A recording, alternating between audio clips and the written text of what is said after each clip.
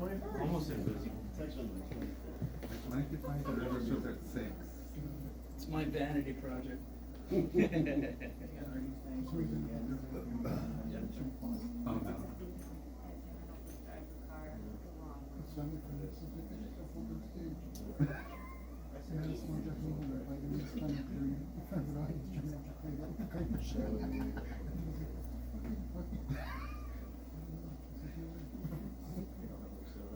Now you have a great story.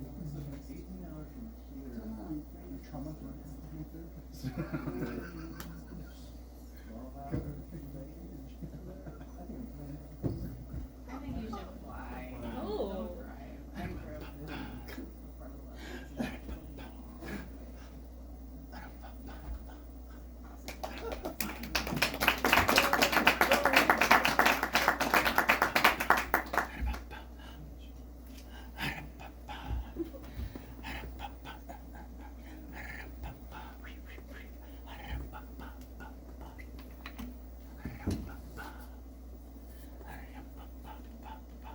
They get thirsty.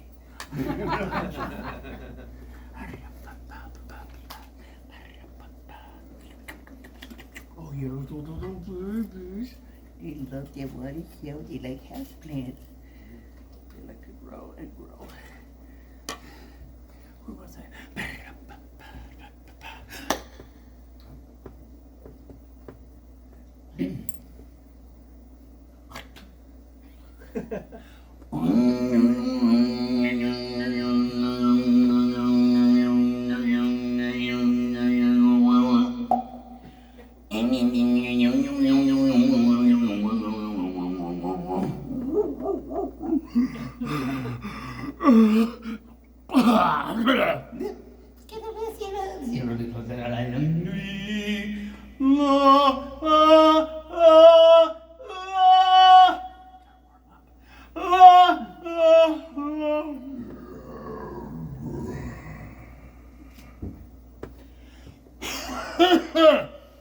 Let's see, I brought my junk collection.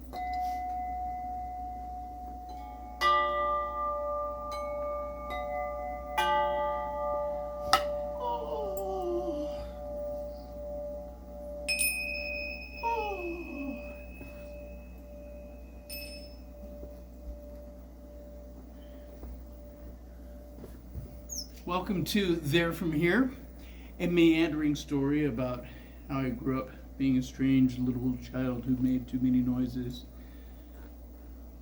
into coming to my first Fringe. I moved to the Midwest way back 30 years ago. I'm from Oakland, California. I moved to the Midwest where the common phrase is, you can't get there from here. And I've been trying to get to this state forever. So this is my second show with Fringe. I opened in Ensenada this weekend with my friend Steve Sanders, and we had a blast. So this is my first time in mi patria. We're doing a little Fringe. Thanks to you all of you. It's amazing. It's such an experience. My little heart is, oh shit, it's all over the place, but what can you do? This is a looping pedal. All it does is sample. I'll play the bass, I'll make some voices, it'll go in there. The machine isn't full of pre-recorded things. It's just me recording it live. Most of everything is coming from right here, de mi garganta, de my throat. Somebody said I've never heard of Wisconsin throat singing, and I've been doing it for years. But I picked it up on my own because I used to play the didgeridoo, and I don't do anything traditional with it. I'm more of a free jazz guy, and so I, don't claim any rights to throat singing, nor appropriation. I got my bunny's ears on because I'm a rabbit, and I got this on to honor Mexico because I grew up there, and I was gonna come out yesterday. I forgot to. I forget to script things, and sing.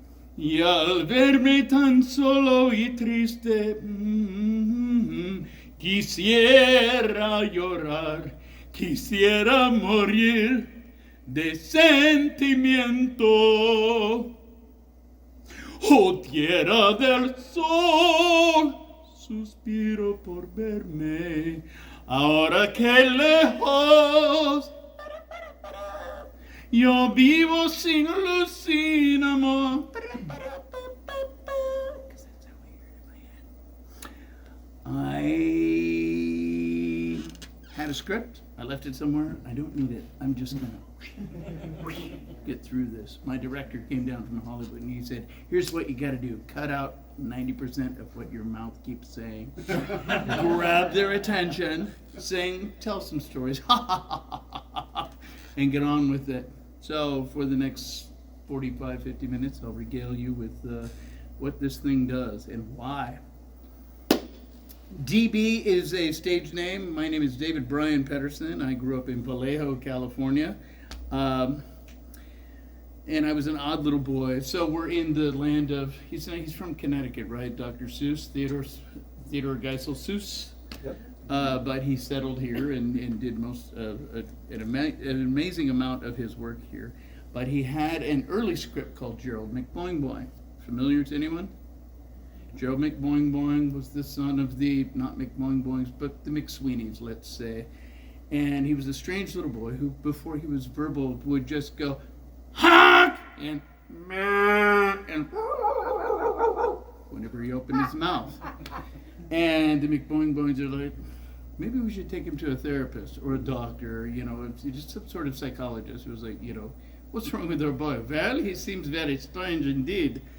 And I started this way too, only with Gerald. He ran away from his home in loneliness and despair because he didn't fit in with the other kids.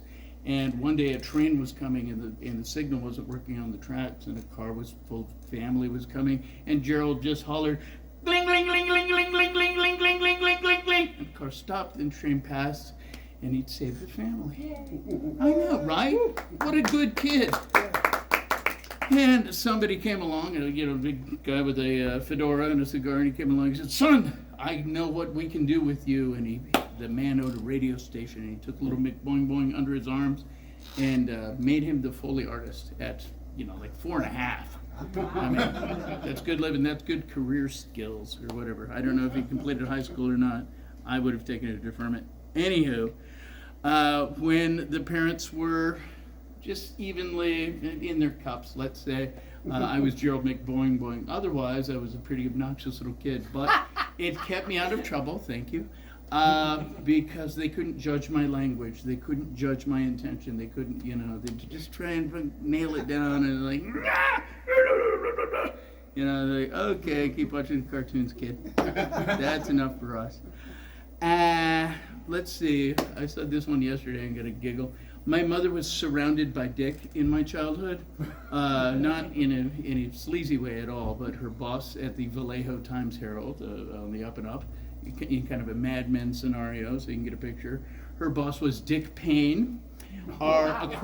True story, our across the street neighbor was Dick Shaver. And she was dating, when I was 3 and 4, she dated Dick Andrews, who really loved her kids, but she's like, yeah, that's not part of the program here. So she dated somebody else and she married a guy named Jim, and I forgot to point this part out yesterday. He was Jim, he was Pete. Pete the Dirty Greek was one of his names. There's no Grecian blood at all. Maybe Grecian formula. Uncle Fardo, Pedro, he was a litany of names that Pete had. He was a wiseacre and a Lothario and a fun guy, and Mom hooked up with him when I was 5, and he moved into the house, and I had elder siblings, 10 years older than me, and he came in and he said, okay, you guys, I've got names for you. You're Hector, you're Hannah, and you're Howard. Okay, Howard's the important one. And Hector and Hannah, my brothers and sisters, not names, said, screw you, dude. We're teenagers. Eat it. And Howard stuck. And so Pete, Jim, Uncle Fardo, blah, blah, blah, called me Howard for about 10 years. And it really made my head go, yeah, because I think my name's David or whatever. But, what can you do? Sing a song. Sing a song. You got that right.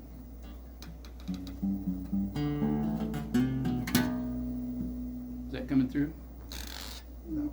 A little. Pardon me? Yeah.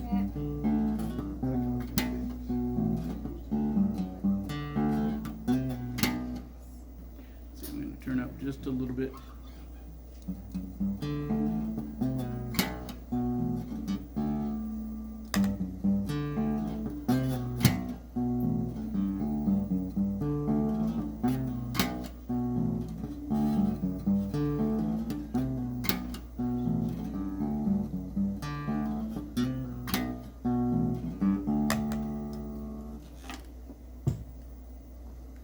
Are you getting any signal back there, Steve? From the DI? Let's try it again. No. Plugged in, we're turned up, we're turned on, we're tuned in.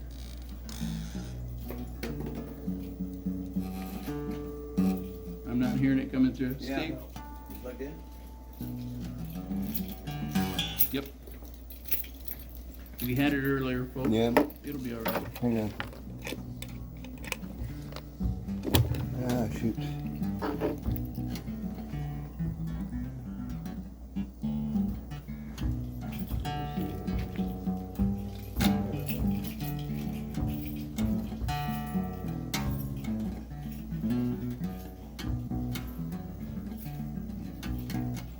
So, little David grows up in the back seat of a Monza and then a Ford Pinto, a black Monza. You remember that era, generation? And every summer, Pete was a teacher. He taught at a continuation school in Vallejo, and he was really, a progressive dude, but just not, he didn't have a lot of kid skills. We would go, let's see, when I was 6, when I was 8, when I was 10, when I was 12, I don't know why the even numbers. We would climb in the car in Vallejo in the black Monza in June and drive to Blythe, and then we'd drive to Nogales, and then we'd drive to Hermosillo, Mexico, and then we'd drive to Mazatlan for a couple of days before heading over the hill to Guadalajara.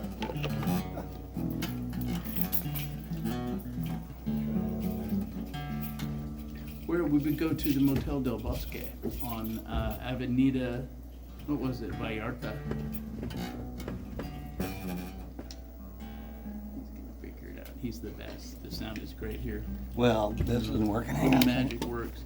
Anyway, we go down to Guadalajara. We go to the same motel every year, and my parents would get a bunch of newspapers and go through the wanted sections and find an apartment for the summer. And that was really fun. And Pete took me to great places. He took me to the Archaeological Museum in Mexico City. He took us to the Pyramid of the Sun and Moon. And Are you playing something right now? I can. Yeah. We had a buzz earlier. There. That guy right there. And he took me to all these great places when I was a little kid, and I didn't give a fuck. Do we have any kids in here tonight? Any adult children? Anyway, I didn't give a fuck because I didn't like the guy. But we became friends later when he divorced my mom. So let's do this song. It's a long story, and you're going to hear it. Yay! All right. Dramatic theme.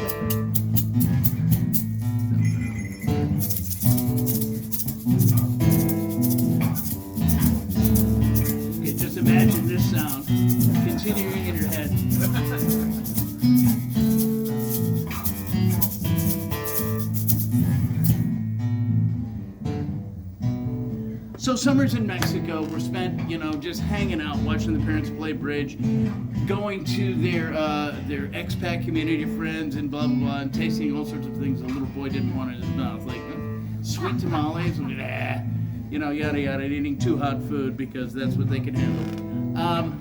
This is hot. So, we get back, Mom and I would get on the plane in about July. Her vacation was a little more limited, and we'd fly back to the States, and I'd go back to school. And my teachers were all like, write a book report about Mexico. It's like, it wasn't a book, it's a country. Write a country report about Mexico. It goes on and on. Mexico. Okay, I was in Ensenada yesterday. I said Mexico 47 times. I was like, it's Mexico, driving back over the border.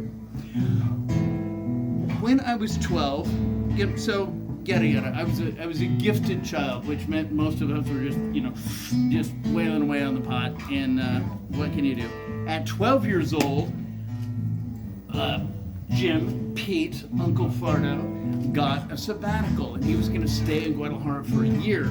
And I'm like, okay, cool. So we go to Mexico on a regular feeling vacation. And when Mom is about to leave, she said, guess what? We've made a decision for you. And I'm like, oh, God, what could that be? We're going to roll you in a private school, all Mexican. Boys on one side, girls on the other. Catholic school, all made up. It's El Colegio Británico, the British College of Guadalajara. I'm still friends with them on Facebook now. I'm 12 years old. I got boy tits. I got my Led Zeppelin shirt. I got long hair. I'm miserable. And they're like, so we're going to start you off, David. We're going to put you in the first grade. I'm like, that's going to help a lot. And so I get a little desk with, tiny things, and I've got all the kids sitting around me, and and the teacher who I hated her. I hated the kids were nice. I didn't hate them. But I was terrified of the older students who wanted to come talk with us, David. I'm like, no, thank you.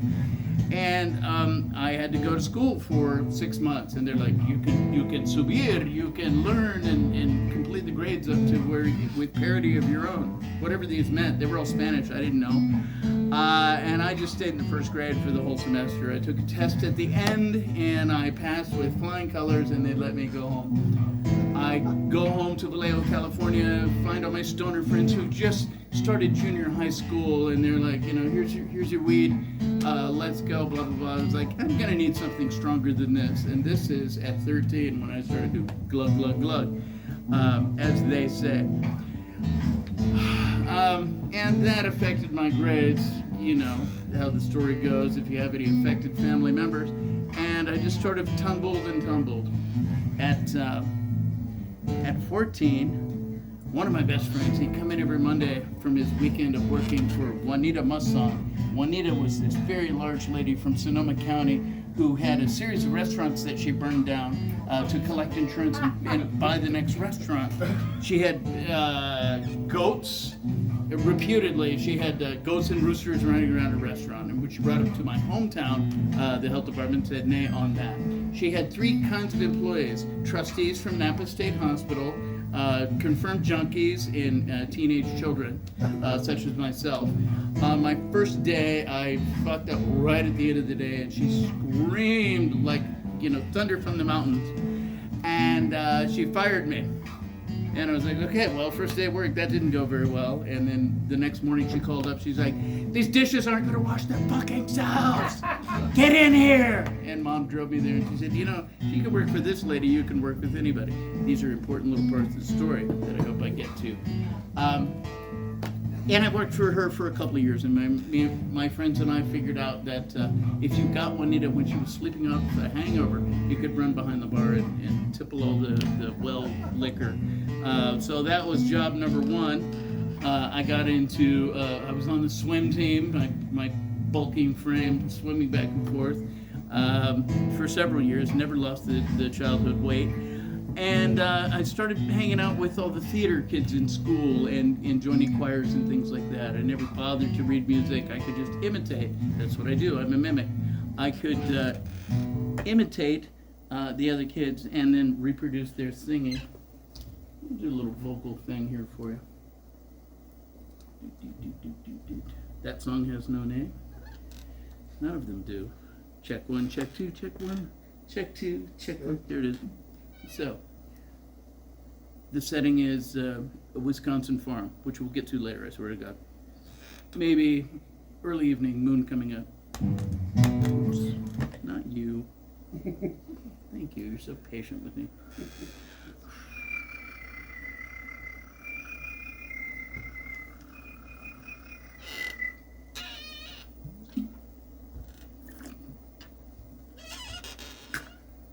That helps.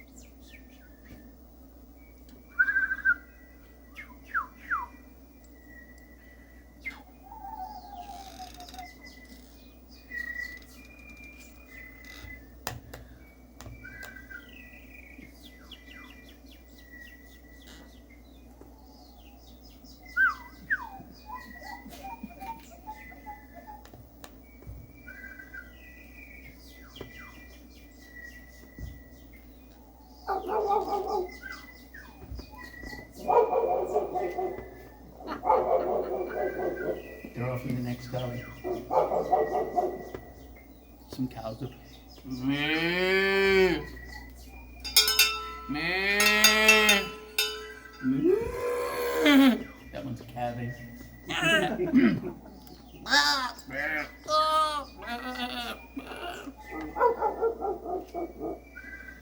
Everybody's doing their thing. When along comes a singer. This is a Shruti box. Electric, like Jimi Hendrix of Shruti boxes.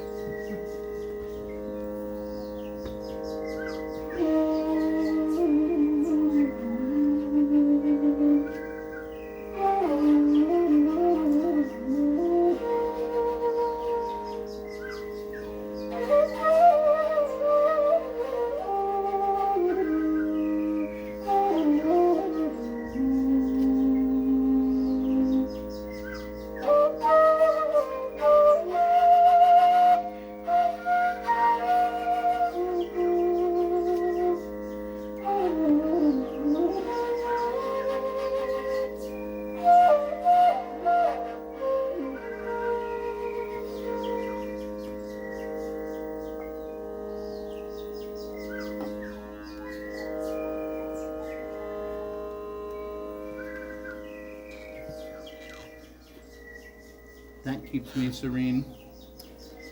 So, I grow up, I drink, I work, I go to jobs. At 17, I drop out of high school. The parents are very concerned. They're like, well, you have to get a full-time job. And I'm like, great, I'll go work at a pet shop with the bug inspectors and the marine life and yada the parrots and all these things. Because, you know, I mean, what the hell? I mean, I'm paid to go at birds. I mean, come on, best job ever. Check this out. Don't teach them to do that, David. 1, 2, 1. Pretty bird, pretty bird, pretty bird. So I teach them, you're such a pretty bird. Yeah, the burnout. You're pretty burnout. Let's see. So, drop out of high school. The parents are concerned. They send in Mike the firefighter. Talk to Dave. He needs some guidance, kind of thing. And Mike the firefighter is a good family friend, and he says, well, you should think about a career. Like, well, what do you do, Mike? He's like, well, I'm a firefighter, and I'm an EMT, and I like to do these things. It's like, sign me up. You know, firefighter, Jesus Christ. Okay, I'll do it. And I went to the fire academy and EMT school before I was even 18. But there was one guy at the civic band who I couldn't take my eyes off of. Just like the kid who worked at Juanita's and told us war stories every Monday morning at junior high. We had a saxophone player named Chuck in our civic band who would come every Sunday night to rehearsal and regale us with stories of the cemetery. He was like the king of cremations and lawn care and burying bodies and unburying bodies and hauling bodies back and forth. There was a baby shot in the previous show. I was like, Jesus Christ, it all comes back.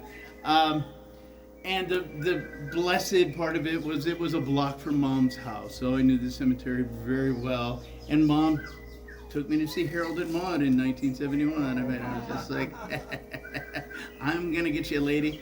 What can you do? I love her to death. I can't say that, she's about to. Anyway, I got a job. Well, I tried to get a job at the cemetery, and they're like, the biggest part of Chuck's brag about the job is every morning at 10 a.m. we stop working.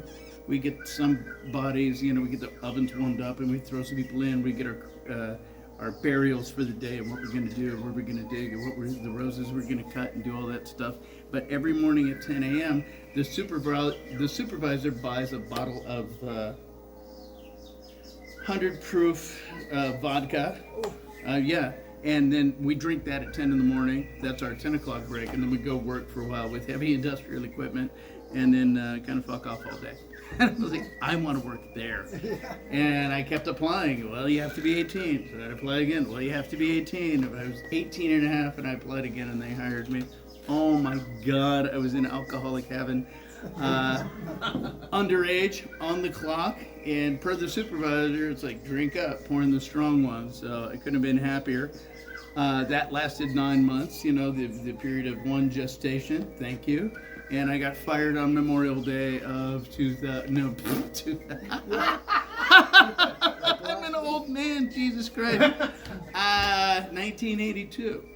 And I was like, cool, best day of my life. And then I went over to another small town called Benicia, who was the wife of General Vallejo.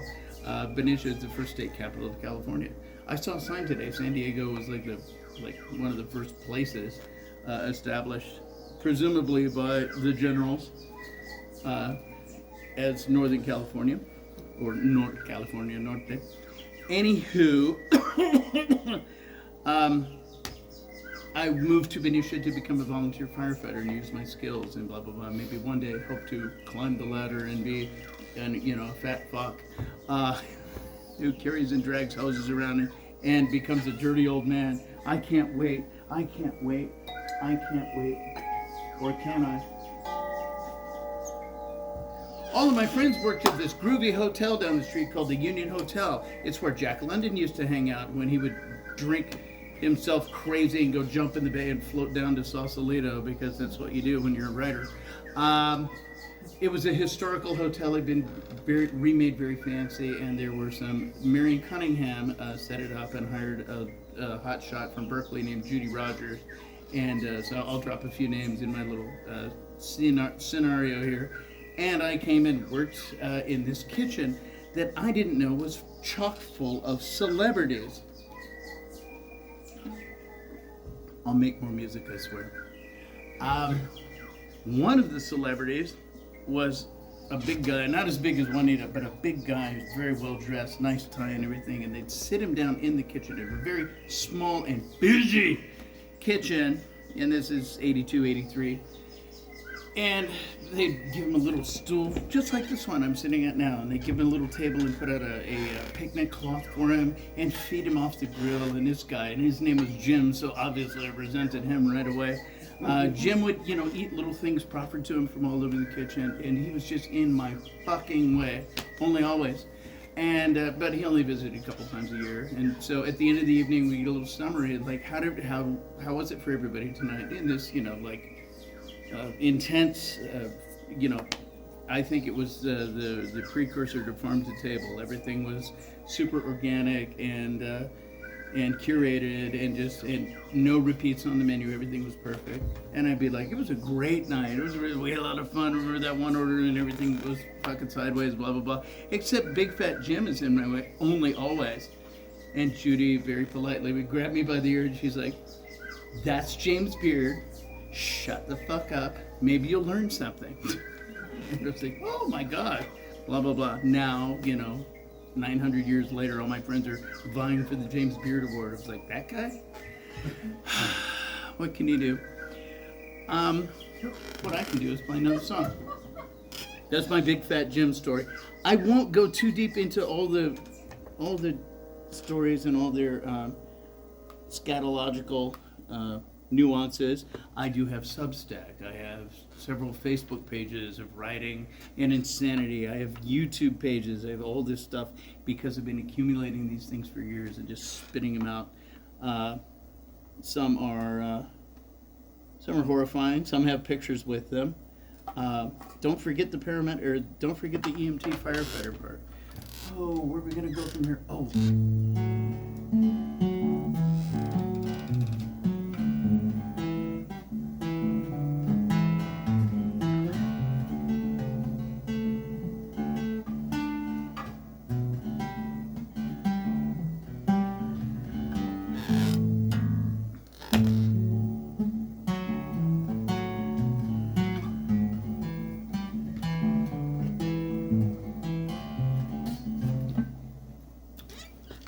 Pity. Yeah, got my nerves back. Hi everybody.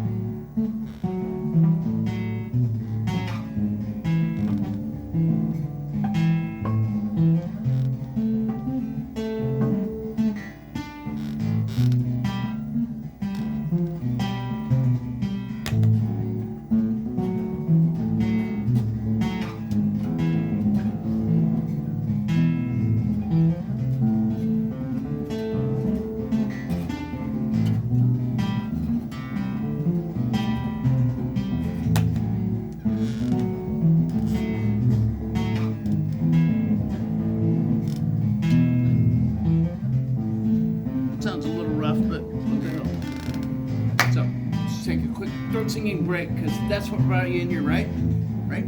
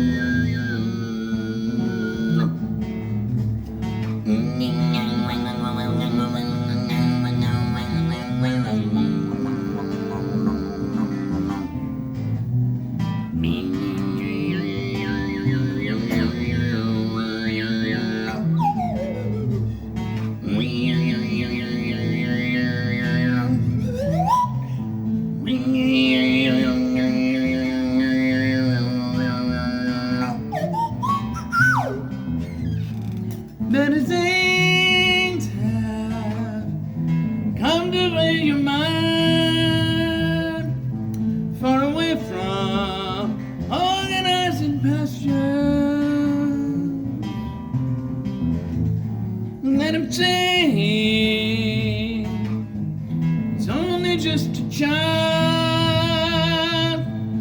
Whether that's all right doesn't matter.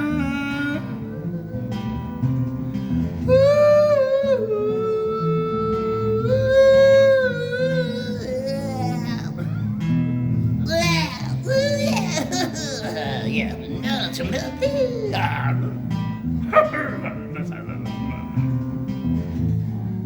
them all go. Let them all run wild. They'll return. Organize the passion. Let it all come down to several words. For my haiku.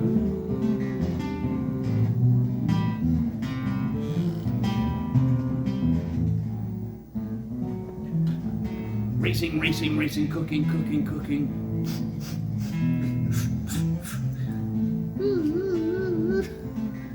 Haunted by my dreams, stereo fucking loud every minute I'm off work.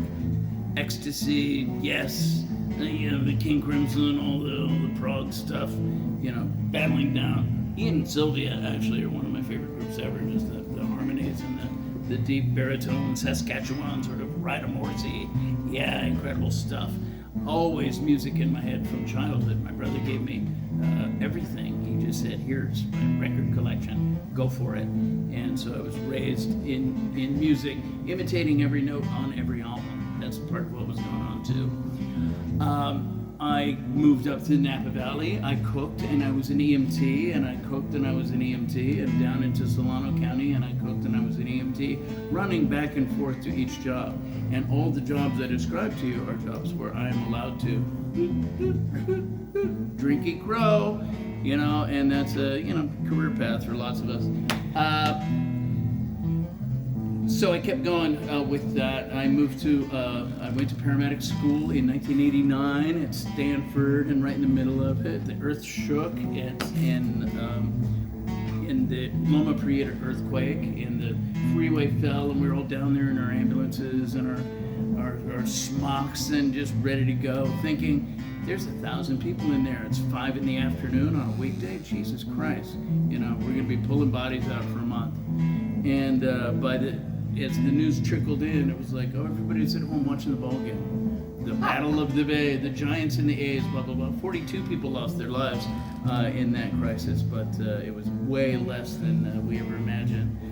That and the Oakland Hills fire, and again, just untreated. I didn't go for any therapy or massages or anything they offered for the healthcare professionals. I would just go home and write like a good little Kerouac wannabe. Neil Cassidy wannabe was more my style, and had that job for a couple of years, left that job a couple of years later because I'm like, I'm gonna kill somebody. I'm gonna fuck up and just turn the ambulance sideways at about 50 miles an hour and take out a school bus. I shouldn't be doing this job. So I got out of there, and I decided, as my older siblings had, one went to Tokyo and one went to Anchorage when they were teenagers. I was like, it's time for little Davy to leave home. So, influenced by, there's an artist, maybe you know him or not, he's kind of obscure, Tom Waits. Anybody ever hear of him? The gravelly voice, insane blues person, yada yada. He had one motto that stuck with me, and it's avoid Indiana at all costs. You never want to go there. Crossroads of the world, stay away, drive around it. It's a hellscape. It'll take you down, blah, blah, blah. So at 32, I'm like, I should move to Indiana and pretend it was a dare from Mr. Waits himself. I'm going to back up to the mid-'80s. My parents went to Australia, and they said, what do you want? And I said, I want a didgeridoo. Are you kidding? And they're like, you fuck. Okay, because a traditional didgeridoo is about this long. It's about $600, and they're like, he's not gonna play it, blah blah blah. So they got me a little soprano didge. It was original Aboriginal art. It was very cool. And I put it up to my face and went.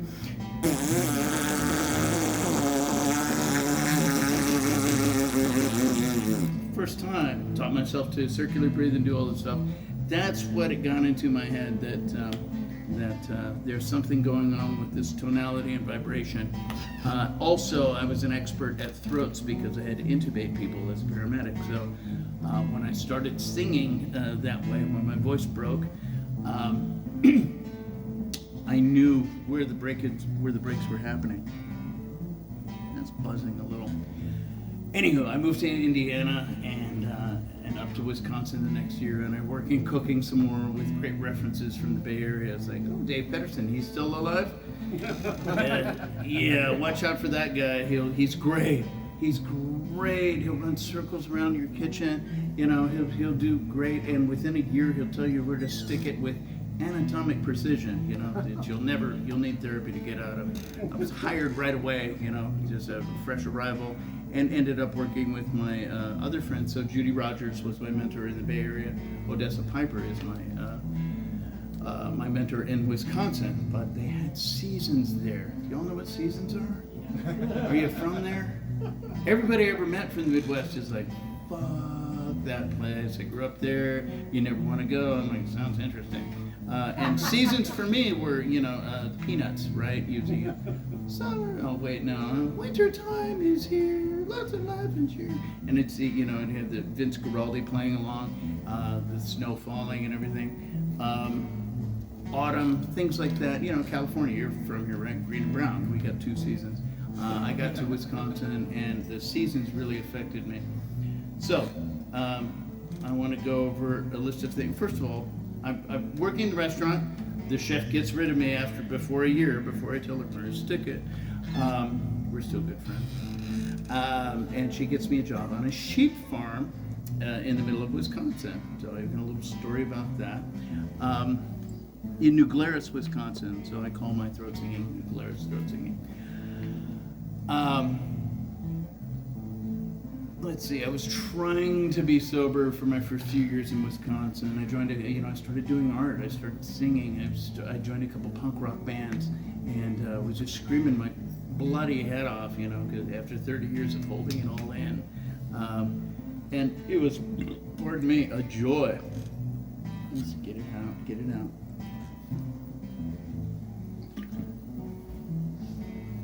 Plus, I have my trusty cane flutes already. I went and worked rurally in Wisconsin with sheep. So here's one of my sound stories. This one's called Sound Farming. Bay Area kid, city boy, urban living, yada yada, working on a farm in Wisconsin with Dave B., the macho, flowing-haired Adonis, farmer for the owner of the place, and we raised lamb to sell to Chicago restaurants. Rick Bayless, Charlie Trotter, all these famous folks. So we had really prime pasture-raised lamb. And I'm out working in the field, and lambing is coming and shearing is coming, and we run our asses off all of full time. Lambing season comes, so it's April. And we go out, and the farmer takes me, and he's like, okay, you're going to have fun with this one. I was like, what's that? And he's got a bucket, just like my boxes from being a paramedic, and it's got iodine and little ball rubber bands to castrate the lambs. It's got ear tags. It's got a log to write things down in, and it's got, all the things. And we go out into the field, and he's like, okay, I hope this isn't tough for you, but you got to scan the big tall spring grass. The herd is over munching under a tree, right? He's 30, 40 ewes munching under a tree. He's like, you got to walk back and forth across the field, and look for lambs. And when you find them, you've got 10 minutes to find their mother, or they'll die. I mean, which was an exaggeration. It was something like, they had a couple hours of life in them. But you didn't know when they were laid, and mom wasn't around. She was back up, eating with her, gals. He's like, okay, here's a pile of them here. And he goes over and he picks up the lambs. He's like, okay, look at this, Dave. This one has the brow of a Frisian, and it's got kind of the coloring of a Finn Rambouillet, and it's definitely got some Suffolk cross in there. Okay, so you're gonna take this handful of lambs and go over and find the one in the herd that looks like her right there. And he grabs that one, and she's got placenta and products of conception hanging out, and blah blah blah. She just had the lambs, and he introduces them to her. She's like, and he cuts their balls off and tags their ears and sprays them with betadine and writes it all down in the log and checks her tits and makes sure they get their colostrum, all the things. And he's like, and you got to be a one-arm paper hanger and do all this stuff. And I was like, fuck, I was a paramedic in Oakland. I think I can handle, this or whatever. And then he's like, good, because I have to leave for an hour and a half. Good luck. And split. And I'm like shaking in my boots. I'm like, oh God, what am I going to do? I'm just going to have a pile of lambs at the end of the day. It's going to be a terrible, terrible day. And, but I'm a mimic. So I go up to this pile of lambs, and I find a pile of lambs, and I'm like, oh God, they're panting. Oh shit. So I pick one up, and I think I'm so nervous, that the little lamb goes. I was like, what? It's that noise. I'm like, oh. I make the noise that he makes, One ewe fucking sticks her head up from the herd like, it's like, no, this is not gonna work. And I pick them all up and I walk over, and sure enough, that's their mother. And I did that all day for my first day of lambing, and you lose a couple because that's natural. But he came back expecting to have a pile of dead lamb bodies, and I'm like, looking good, filling out the logbook, easy peasy. So that's my sound farming story, and I invented that, and I've never taught it to anybody, but I like to say it's part of my. If making weird noises has a loss of words has an application, that would be it. So I should teach it at a veterinary school. Anywho, one day I'm out riding in the field. I'd lost my father. I didn't even mention him. My father, Ray, who left before I was born. I guess I'm the bastard son of Jenny Fields. What can you do? He had split a long time ago, and he was the Zodiac in the family lexicon or mythology. Dad was the Zodiac because he was dysfunctional, which I found out years later that everybody who had a dysfunctional dad in the 60s, he was labeled the Zodiac. But I've always looked for him because growing up, Mom's like, you look just like your dad. You act just like your dad. Your dad would do just what you're doing now. I'm like, that's great, that motherfucker. That sounds wonderful. Thanks for putting that on me. So I'm out in a field one day, driving circles around, mowing the hay, or flipping the hay so it could dry in the sun. And I'm singing a song by Nick Cave when he was with a birthday party about the fears of gun, and it's gun, where's his alcoholism? Well, finger in bottle and swinging it slow. And the chorus is fingers down the throat of love. And I'm like, that's the one. I'm gonna scream that from the back of my tractor. And I'm screaming, fingers down the throat of love, and my voice broke, and it went, and it fucking hurt. I was like, ow, that's cool. I had an 85-foot grain silo that I could go sing in all day. I could chain smoke and go in there. And with the history and all the birds would fly around the top. Like, what the fuck? I did this. It only hurt for a year, and true story. I pushed and pushed and pushed. So what is it?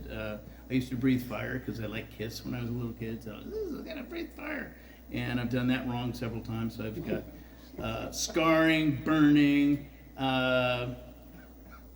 alcohol, speed, cigarette smoking, weed smoking, all these horrible things that damaged my throat, and a couple of cases of strep throat when I got to the Midwest. So is a very natural thing for me to do, and it sounds like a didgeridoo, and I don't have to carry a fucking hippie stick around, you know what I mean? I was like, yay, no one can tell. But I refined it into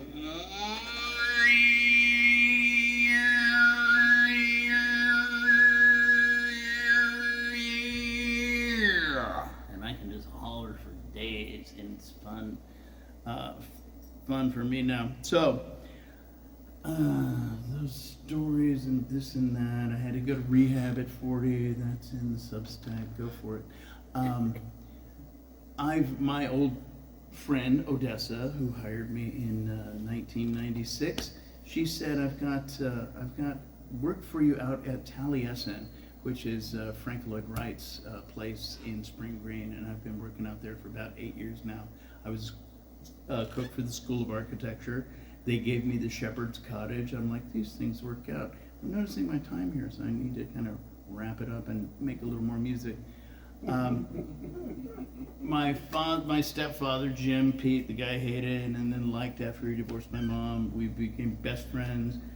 He died on my birthday when I was 33, cancer throughout, yada yada, and I just always kept him really close to my heart. He was a really good guy who had a fucked up childhood, just like me.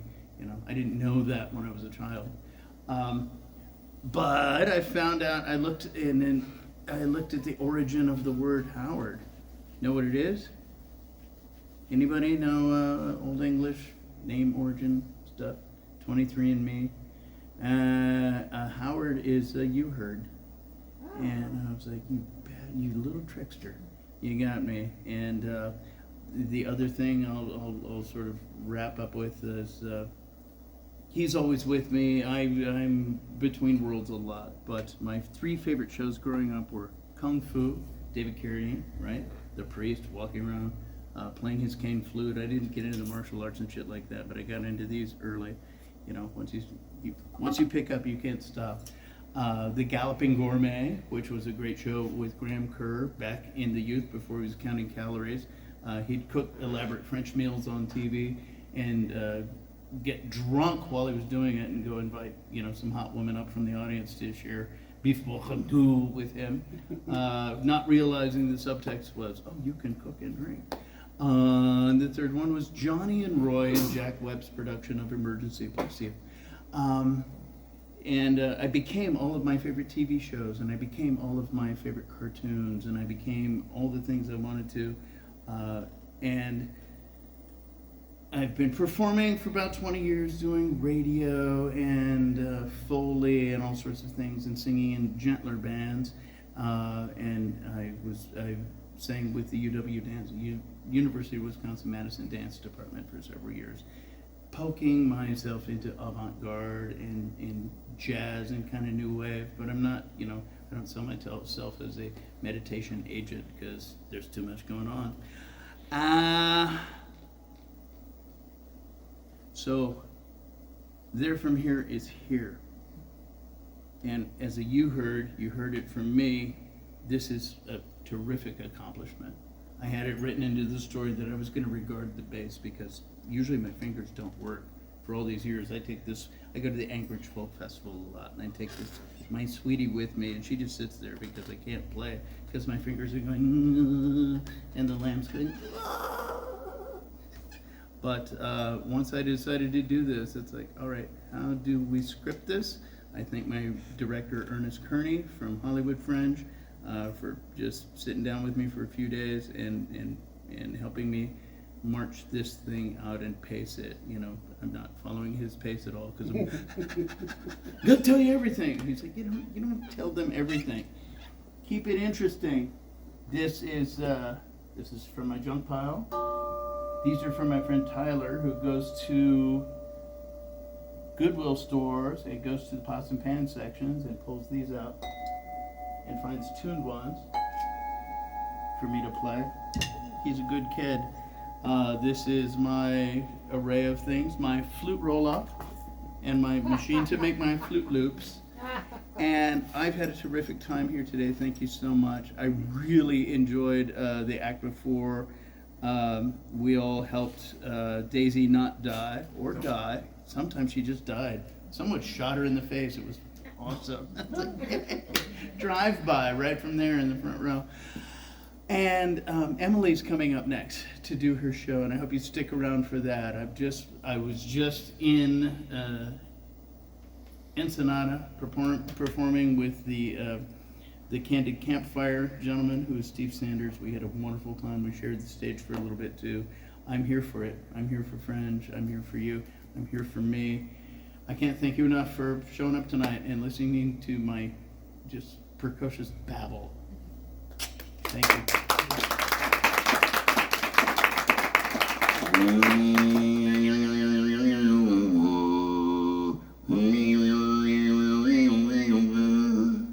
Now it's time to say goodbye to Jed and all his friends, and he would like to thank you folks for kindly stopping in. You're all invited back next week to this locality, MIC KY Why? Because we love you. MOUSE. Thank you.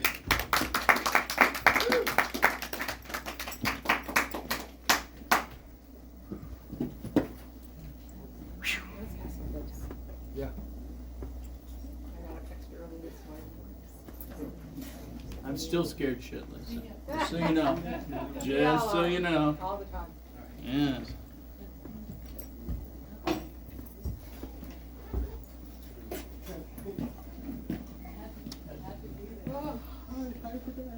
Important things to do. No, don't go to bed. There's one more show. Oh, I get up at 3:45 in the morning though. Oh, damn. Stick around if you don't have to get up at 3:45. You get a pass.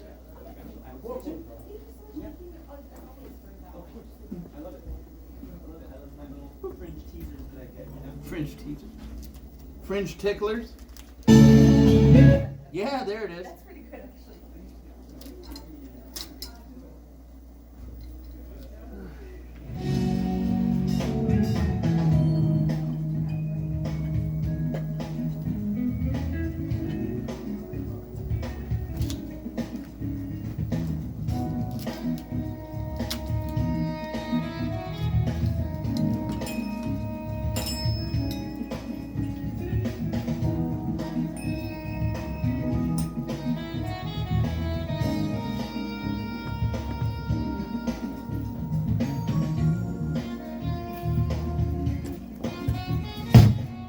Oops, I should have killed Sorry that. about that. You know, I don't know what happened to the other DI, but I'll fix it. Okay. But you did great. Hey, I don't mind you coming up. It doesn't bother me at all. Well, sorry about that. I don't know what to say, but no, that. no. I'm saying that, you know, like, Well, that's what I needed to do. I couldn't figure out what was going on. good. Well, I'm glad you didn't, you know, like, well, maybe I shouldn't because No. everybody's welcome. Well, the big thing would be you'd have no sound, so I think. Yep. You corrected it. You course corrected it. Yes. See, Oh, thank you. And it was a lot of fun. Good. Back like that. Good.